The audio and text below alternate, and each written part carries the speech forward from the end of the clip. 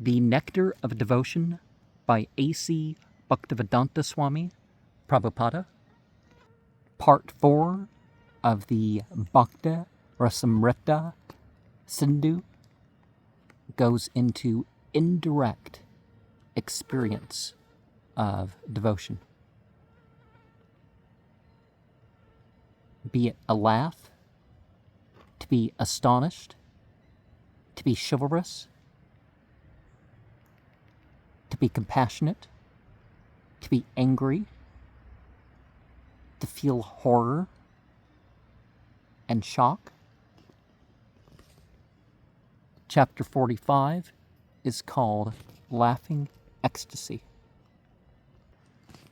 Laughing is often a result of some sort of conflict, and the conflict or contradiction in devotion is called sabasa, and it seems perverse. Of course, that sort of thing can be just by comparison or context. There's different reasons for laughing. It could be out of joy. It could be out of some sort of laziness. It can be because something is being kept inside,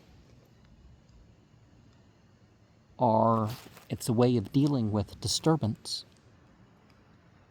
Now, there are different types of laughing related to the smile. If the whole face is going through changes, it's called a smita. If the teeth show a little bit, it's called hasita. When the teeth are totally distinct, it's called vihasita. When the nose flares and eyes squint, it's called abhasita. When there's crying with it and shaking a body, it's called apahasita. When people start clapping and jumping and all that sort of stuff with it, it's called atehasita. Now, sometimes the overwhelming is just because a person doesn't have the control in their behavior.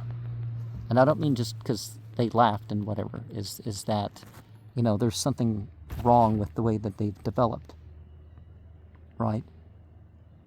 And with all this talk about laughing, it's important that jokes aren't done to hurt. They're not done to blaspheme. They're not done,